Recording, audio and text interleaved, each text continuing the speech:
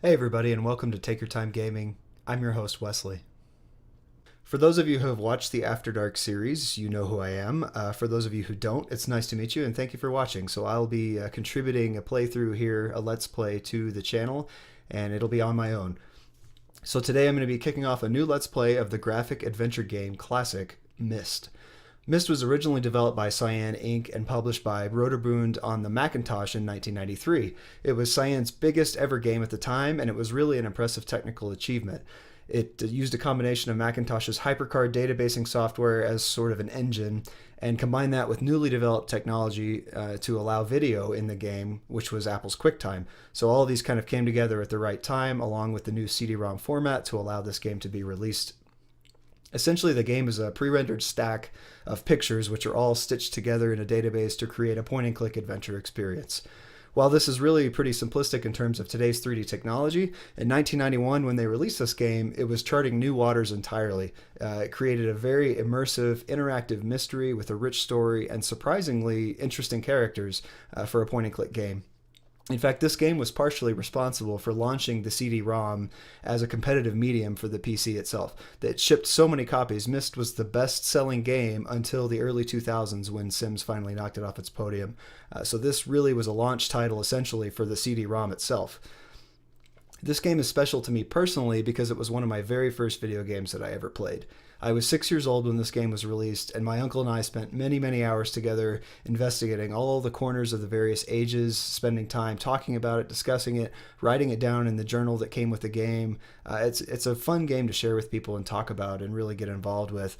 And I think it's perfectly representative of the theme of this channel, which is to take your time, to explore, to find all the mystery and all the adventure you can in each game that you're playing. It encourages you to read everything, to investigate, and to take your time doing it. I haven't played this game since the 1990s, and I don't remember ever beating it, so my recollection of it is pretty poor, so this will essentially kind of be a first-time playthrough. I remember the mechanics of it and how everything works, but it's a pretty simple game overall, so I don't expect it to be very challenging to get through. I do have the original Myst on CD-ROM, but because Steam has made it so easy to get these older games and play them without any compatibility issues, I will be playing the Myst Masterpiece Edition, which was a slightly upgraded version of Myst with a better color palette to take advantage of some improvements since then. It is not real Myst, which was a 3D rendering in real time of the game instead of being pre-rendered cards. I wanted the game to be as close to the original version as possible as I played it. So, Myst also shipped with an included journal to take your notes, which fits with the theme of the game, to chronicle your experiences, to write down things that might be important. And I will be doing that while I do this playthrough, and I'll throw it up on the screen if I have anything in the journal that we need to reference. And I'm going to kind of play with that mechanic because I've never done it before in a Let's Play, and we'll see how it works. So give me feedback if you like it, if you want to see more of it or less of it, however it looks. I'll also be doing this playthrough without the webcam, so I don't want my shining face to distract from the immersive qualities of the game. Despite the fact that it's pretty old, it still is pretty immersive. So grab a tasty beverage, turn down your lights, put on your good headphones, and let's get started.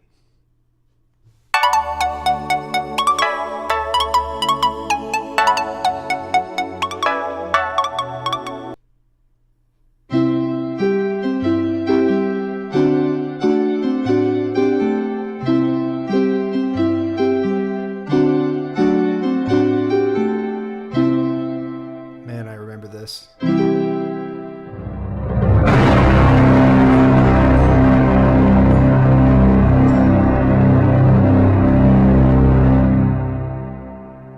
remember listening to it through tiny PC speakers that were plugged into the back of the giant tower that was probably the size of 3 or 4 computers these days. It's amazing how technology has changed since then. Okay, so this is the first time I played the Myst Masterpiece Edition before. Like I said, it's been at least 2 decades since I've played this game. Let's check out and see what the options are. I think zip mode, that's probably what they adapted later in the Riven game, which lets you jump. Instead of going sequentially card by card by card, you can jump far ahead so you don't have to go through. I'm going to leave that off for now because none of the worlds are that particularly big. I'm going to leave transitions off as well, which is, I think, just a fade between the 2 cards as you click from page to page. So I'm going to go ahead and say that's all right. And we'll start a new game.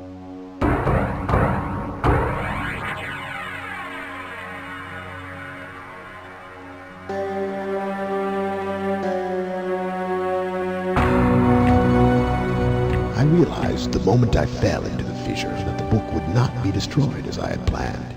It continued falling into that starry expanse of which I had only a fleeting glimpse. I've tried to speculate where it might have landed. I must admit, however, such conjecture is futile.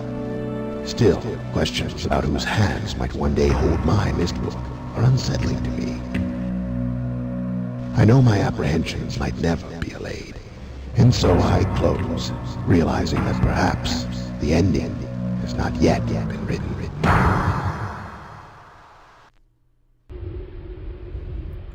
So the book mysteriously was cast by this character into the fissure, and for reasons unknown, we find ourselves at the bottom of it, looking at the book. Myst.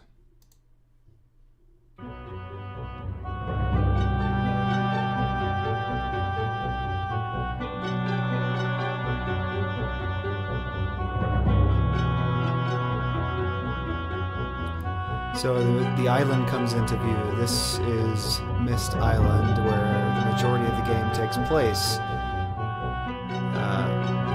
The graphics here are nothing to be impressed by, but at the time, video was kind of a big thing and it just really started to occur. So this is all done in QuickTime, and QuickTime panels here in the books. So this is a linking book. You may ask why it's called a linking book. Well, we found ourselves at the bottom of a fissure with only this book as company, so let's go ahead and click this panel and see where it goes.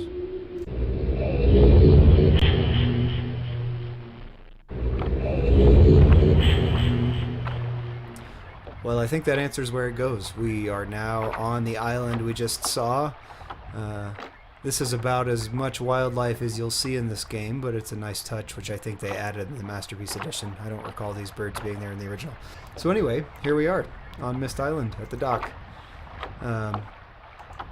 It's a point-and-click interface, like I said. All of the scenes are pre-rendered, so these are all rendered and then stacked together in a sort of slideshow. So it's a very simple point-and-click. You'll get queuable actions in some places where you'll get a palm or a change of an arrow up and down. So we find ourselves on the island. We're on a dock with a ship that is mysteriously sunken in the water. And I guess we just start exploring from here. So, let's go underground and see what's in this alcove. Down the steps, a very nautical theme, which makes sense since we're at a dock. Kind of what looks like a witch's cauldron full of bubbling water here. So it's kind of hard to tell what you're supposed to interact with, but typically anything that's lit up is going to give you a good indication. So these, you don't do anything. It just turns you to the left and to the right. But this button...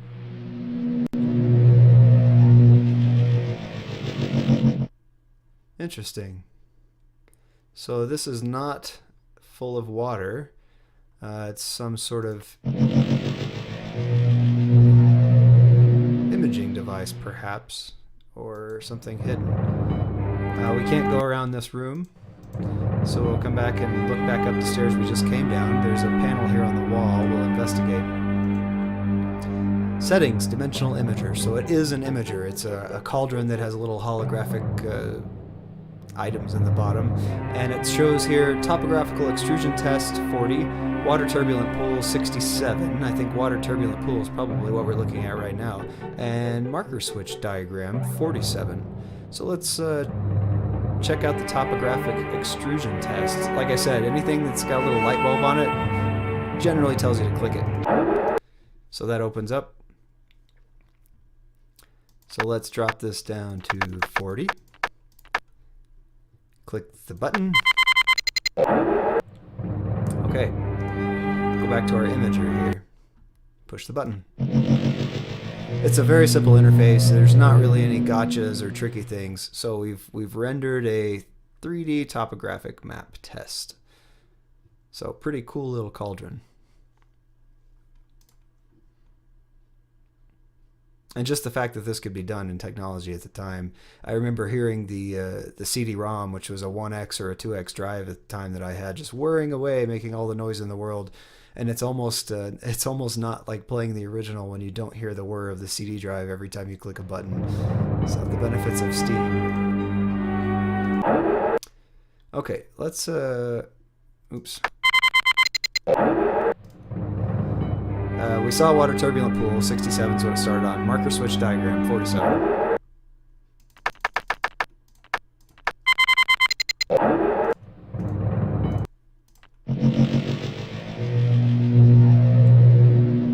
So, that is a marker switch. We just saw one on the dock that we flipped and played with, and this is just telling us that for some reason that's important. And we don't know why. Cool. Well, that's all there is here. I guess we could try just a random number and see what happens.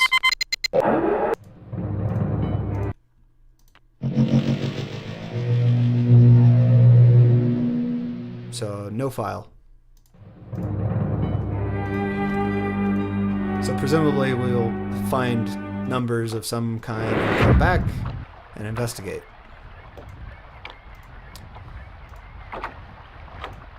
Let's go up the stairs here. A big set of gears and another marker switch, which doesn't appear to do anything. I'm going to leave all these in the down position because I think they have something to do with order of how the switches are pulled, but I don't really remember, so I'm just going to leave them all off. I'm going to make a note of where I have marker switches. That way I can keep track of what they're attached to. So I'm going to write down here in my book what I've found so far.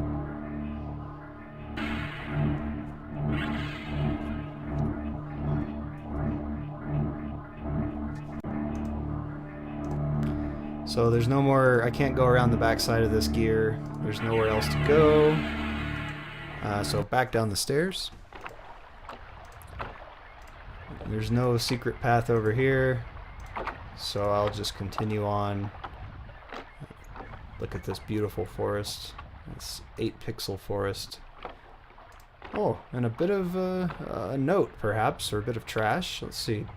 Catherine, I've left for you a message of utmost importance in our 4-chamber beside the dock. Enter the number of marker switches on this island into the imager to retrieve the message. Yours, Atris. So Atris has left a message for Catherine. It's a good thing that we've written down the 2 switches that we've already found. I see another one here already floating about. So we need to count up the total number of these on this whole island, which is not very large, and then put that back into the viewer that we just saw near the dock. So presumably he's left a message, and we'll learn a bit more about what's going on this island. It's strangely deserted. There's no inventory system in this game, so that note will just sit there forever. And amazingly, there's no wind on the Myst Island somehow, despite the fact that there's waves and birds, but we'll ignore that. So the interface is a little bit clunky. You have to know where the click maps are, and it's kind of hard to tell sometimes where you're going, but if I give you motion sickness, I apologize. So, I'm going to write down the location of this marker station. So this looks like a dentist's chair with a beautiful hardwood floor. So we're going to call this the dentist office switch.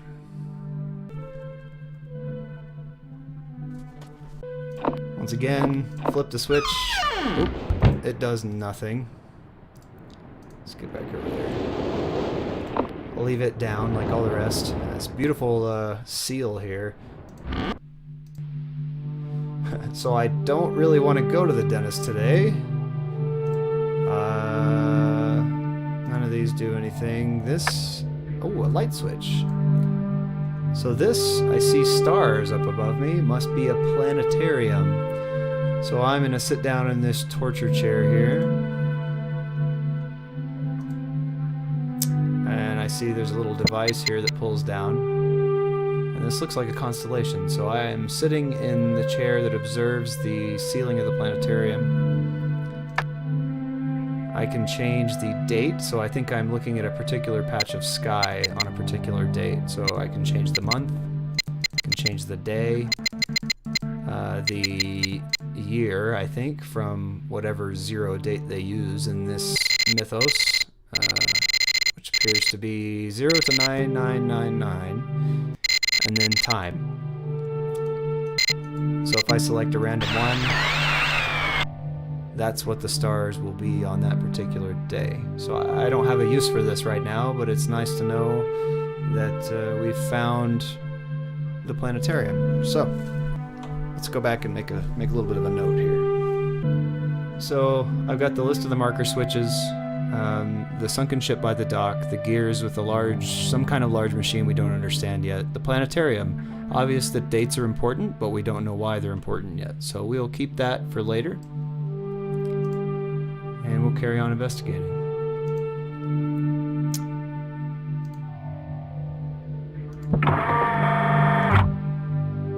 Hit the lights, and exit. So I see a little bit of electrical wiring here. There's some interesting columns.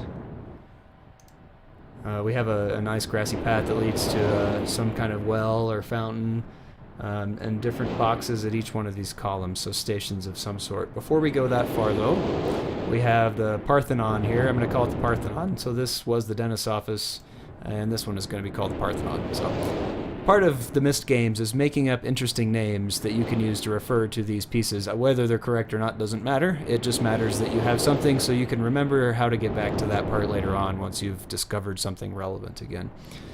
So the Parthenon. Let's go inside, see if there's any Greeks running around. Wow, this is beautiful. So we're in the center. Directly opposite the door is a bookshelf with several different books on it. There is a picture of looks like the view from the outside here. So right now we're looking out the door and we see trees. That's what this picture is.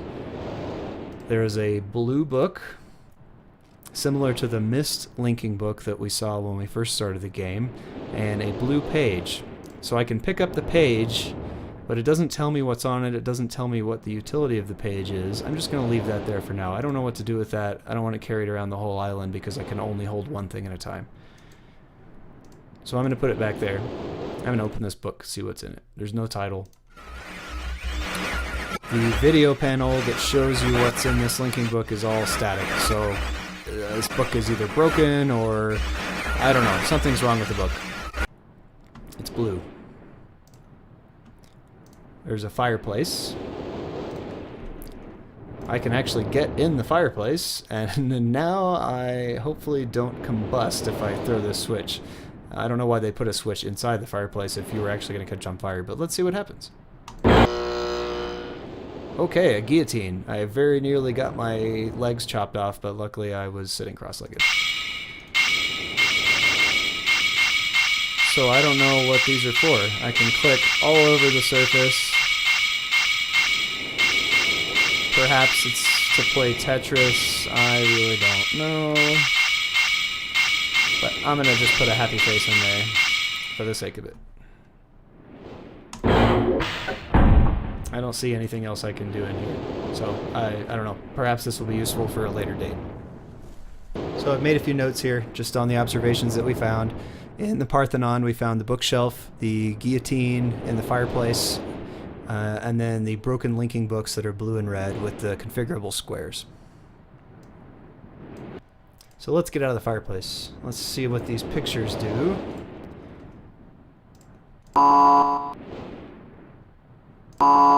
That one doesn't seem to do anything. I don't see any change in the environment. The map, we'll look at that map here in a second. Let's try this. Okay. So clicking on the picture of what looked like the bookcase turns the bookcase into a stairway to a hidden passage. The door is closed now, so the door back to the world is totally shut off by a big steel partition. Before we go explore that area, let's hit up this map over here. So this looks like a map of the island. That's probably where the dock was. This is where that big gear is, and it's kind of upside down Australia shaped. So a wireframe outline of the Parthenon, the building we're in right now, and then what looks like a circle tower rotation. So I can rotate the tower through 360 degrees. I hear it making a big grumbling sound in the background. So presumably some big piece of machinery is attached to this, and every time I move it, it groans.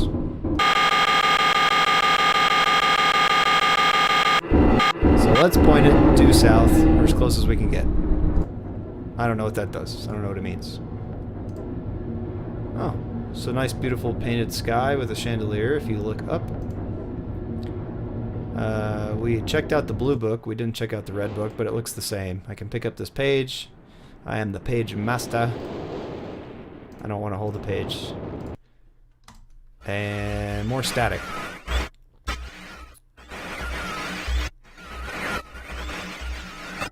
So, that book is busted too. I don't know why. Let's go check out this passage. It looks like a mining cave, but it's well equipped with lots of rich mahogany and what looks like a prison. So I don't know if this is a murder cell or what. Looks a lot like an elevator. I can't go around the back side of it, so I'll just hop in the locker and see what happens. Library. That's positive.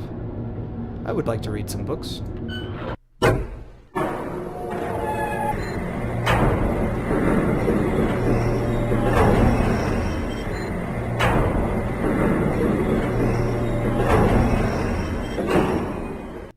So I've traveled up and rotated a bit, and here I am in the tower, it says. So I started in the library, now I'm in the tower.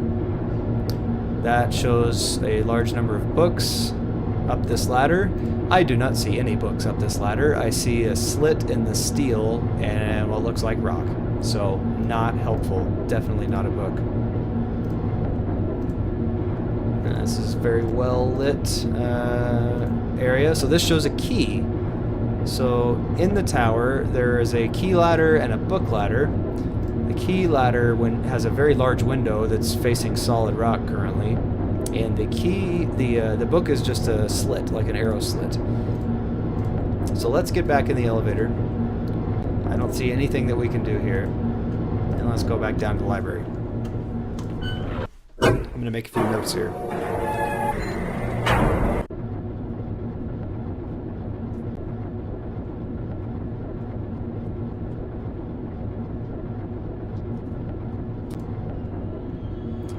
So let's go back outside to the library. Now that we know what this photograph does, it deploys the staircase. This one looks like it opens a door. Pretty self-explanatory. Up goes the staircase, and the door should now be open. And it is. So I think we've investigated everything that's in here except the bookshelf. Before I leave, let's read some books. Because knowledge is power. A whole shelf full. Let's just click on one. Oh, that's charred. And it looks like a buzzard. And it's charred on the inside. So there's no pages. That one's burned to death. Same book. So these all appear to be big chunks of the same book. This blue one is also burned. Typically the ones that look in better condition, let's try those. So we'll start with this one. Beautiful Persian or Eastern design of some kind. And this is a journal. I'll read this all to you. I have called this age Channelwood, and it is a very different world. Though it is exactly how I imagined it, it is still amazing to see it with my own eyes. Water covers this age as far as I can see, except for a small rocky island. Elsewhere, there are only trees, which grow directly out of the water. A myriad of thin wooden passageways are built just above the water, and disappear into the forest. I assume they were built some time ago, for they appear aged. I am eager to discover more about this land and its people, but I have arrived here late, and I must rest. So, this looks like a journal. describing the Channelwood Age. So very interesting. I was awakened this morning by strange noises coming from a pathway adjacent to the one on which I had slept. I saw a group of monkey-like people heading in my direction. They had not seen me yet. I did not feel threatened by their presence. Their response to me was one that I would have never expected. After staring at me for a short time, they fell to their knees and began what appeared to be some sort of ceremonial worship. I tried to speak to them, but they did not understand my language. Instead, they indicated through enthusiastic hand motions that I was to follow them. Yes, please, follow the monkey people. They waved towards me and I went that way.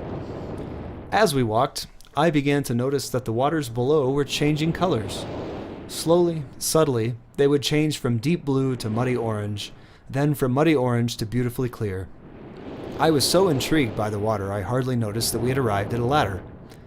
Climbing the ladder led us to the village, which is about 10 meters above the water, and can only be reached by the rope ladders that stretch from the lower paths to the village level approximately halfway up the grand trees. It is very interesting watching these people carry out their daily tasks. Even after watching them for hours, I did not understand exactly what they were doing. At sunset, they motioned for me to follow them. I followed the creatures to the doorway of an enormous hut. Strangely, once inside, I found that the hut appeared even larger than it had from the outside. The walls were garnished with bright metals, and in the center of the hut sat the leader of these people. At least, he appeared to be their leader, for he sat a meter off the floor in a thick throne. Guards surrounded the strong creature who was dressed in many exotic, colorful fabrics. Next to the leader sat a very old human. At least to some extent he appears human. His hair, which only was on his face and head, was completely gray, almost white, and hung very long around his frail body. His thin head hung limply by an almost grotesque neck that could not hold his head up to look at me. But what a surprise, this creature could speak my language! Shortly thereafter, I was given a bed with some hand motions that looked to be telling me to go to sleep. I look forward to learning more.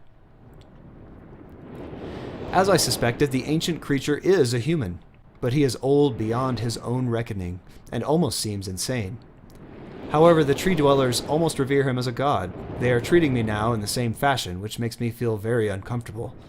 It is almost impossible to understand this old man. His voice is feeble but wild. He has adopted much of the language of the tree dwellers. He himself told me he had not spoken our own tongue in ages. He attempted to explain to me the history of this place. The following is my best translation of what he has told me. Many years ago, the humans and tree dwellers lived together in this place, which was then a vast island. They interacted very little. The humans dwelt on the ground, and the tree dwellers lived high above the humans. Occasionally, the island was disturbed by mysterious rumblings which happened randomly, some sort of tectonic or volcanic action, I suspect. The sometimes slight, sometimes heavy tremors would only last a short time. Then they would stop, allowing everything to return to normal. One day, things changed. The rumbling began and grew quickly to unprecedented levels. Soon it became apparent that the entire island was sinking slowly into the ocean around them. Many of the humans died that day, but not before sacrificing themselves in order to stop the sinking of the island. The humans who lived through this catastrophe moved into the trees where they gradually died out. Maybe because they were unequipped for such an environment, but I am not sure. This is the story the old man communicated to me, although many details are very unclear in my mind. I am especially confused as to how the humans saved the island from completely sinking. In fact, I doubt the accuracy of that part of the story. The island must have stopped on its own. Yet, the old man believes in the truth of the story as if he had been there.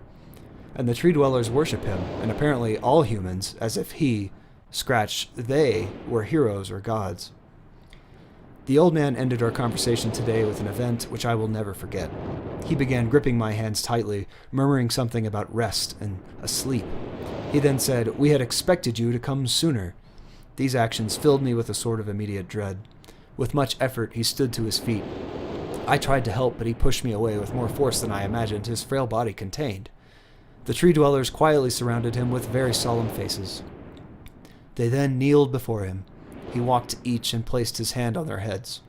All the while, he murmured words which I did not understand. Finally, he turned to me and smiled. Then he closed his eyes, and he walked out the door and off of the narrow path high in the trees. The tree dwellers were silent. They began a procession down the nearest rope ladder, As I was descending, I saw several of them pick up the body he had fallen onto a lower level of the walkway and carry it away. He was laying down at the dead end of the short pier-like structure. With the use of some potion, one of the tree creatures lit the pier on fire, and I watched as the flames engulfed him. As this strange funeral proceeded, the waters around the pier changed to a dull green. This morning I awoke, finding it hard to even believe the previous evening's events. The water is a dull green for as far as I can see now. For some reason, the water no longer shifts color. As I wander throughout the pathways, the creatures watch me, curious to see what I will do next. They are constantly offering me strange objects of affection.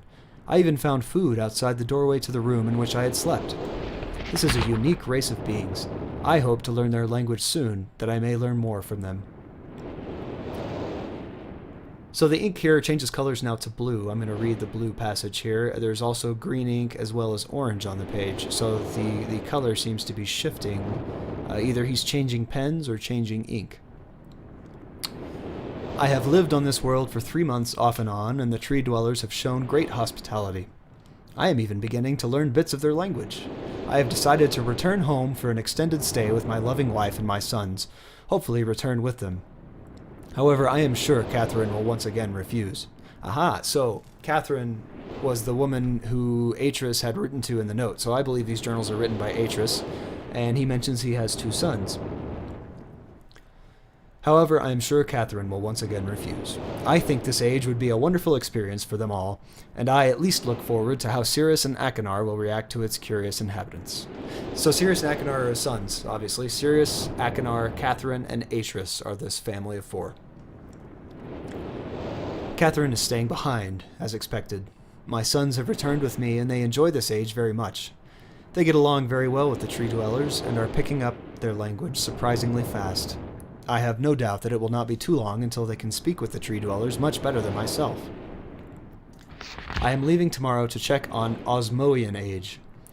Sirius has suggested that I allow him and his brother to stay. Though the idea unsettles me, I know the boys are growing up rapidly.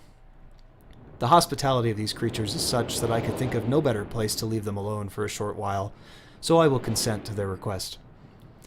I warn the boys not to take advantage of the respect the tree dwellers have for their ideas. They seem to understand my warning, and I have faith they will follow it. Much to my dismay, upon arriving in Everdunes, I learned that Pran and her people are continuing to be menaced by the Cochtic, Chochtic. I fear for their survival and plan on returning to her shortly after checking on Sirius and Achenar here. See Everdunes Journal for more information. After watching Sirius and Achenar, I see they are handling things very well, and I think I can put to rest any fears about leaving them in Channelwood again. And for a little longer time. The tree dwellers seem slightly distressed that I am leaving, but are happy that Sirius and Achenar are staying behind again. Color changes several times in this journal entry. I have been gone for over 3 days and have been to many different places. I had to tell Sirius and Achenar about Pran's death today, and they were visibly shaken, although they only remembered her from their childhood. Catherine has suggested that it would be wise for Sirius and Achenar to leave Channelwood for a while, and I have to agree. They will be returning with me when I leave again. I have told my sons that they will be returning with me in 2 days. They spent the entire night telling me of an adventure they experienced in my absence, and it was rather remarkable. It seems they constructed a boat with the creatures and traveled some ways out into the surrounding waters. I enjoy hearing them talk excitedly of their adventures, and am reminded of my own adventures as a child. I finally understand why the tree dwellers have been giving me their many inks and insisting I write with them. Looking through some of my past entries, I see now that the inks have changed from the black I thought they were, to various different colors. I have shown some of the creatures my journal, and they laughed and howled. I did not know how they had such a sense of humor. Even now, as I look through this very colorful journal, I cannot help but laugh myself. So the changing ink colors are due to the inks that the natives have given him from the Channelwood Age. I wonder if that's linked to the water, the changing watercolors that he noted when he first visited the age, but no longer changed after the death of the old man. Next entry. We will be returning tomorrow, so my sons are with the creatures for the last night here. They have told me that they would like to come to Channelwood again, and also asked if they can visit some other ages alone. Though I will have to think over their request, I believe they have proven to me that they are trustworthy and responsible. Catherine will also have to help me decide whether they are ready for travel alone. For now, I must give my farewells to the creatures, for I do not know how long it will be until I visit this age again. So here it looks like a map. I see several walkways and connecting these platforms, and future bridge noted, which shows a missing bridge here. A few drawings of what looks like a windmill and what looks like the hut that he mentioned in the note. So I'm going to take a little bit of time here and copy down this map just in case it's useful later on. And this will be the end of the Channelwood Journal.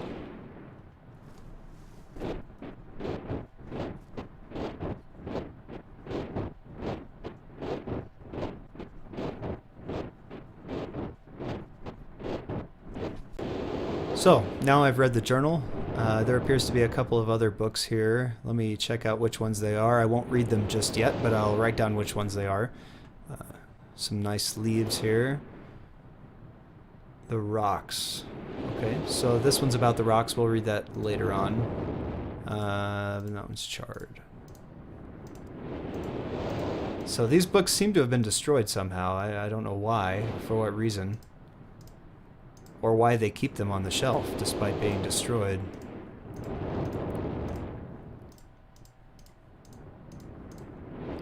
Oh, interesting. So there's a code book which has little square puzzles with different new numbers indicated.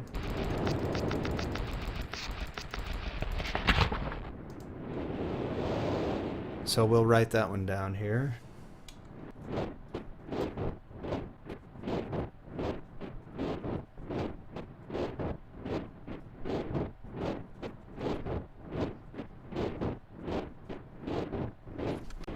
Okay, so we've written down just one of these pages, just so we know what we're looking for. This does seem to be related to the fireplace, so I don't know if there's a secret code we need to put into the fireplace guillotine, but I'm just going to write this down to jog my memory later on when it comes down to knowing which numbers we need and which numbers we don't need.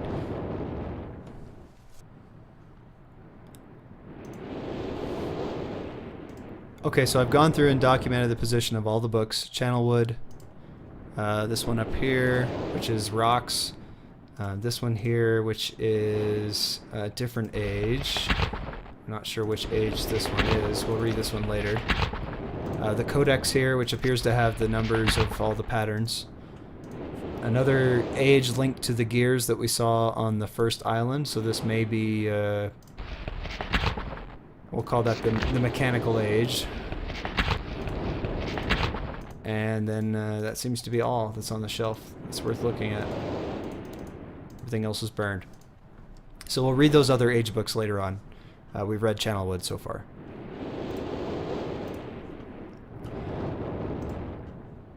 So I think this is a good place to stop. Right here we have just explored the Parthenon, which is actually a library. It appears that this is linked to the tower that we see here in the background on the mountain. So there's a secret passage inside the library that leads back to the tower. And we don't know what the purpose of that tower is yet. It's got a little key slot and a big window, and perhaps it's an observation tower of some kind. So when we return, we'll do a little more investigation on the island. We still have quite a bit of interesting stuff to check out here. And yeah, see you next time. Thank you so much for watching, and cheers.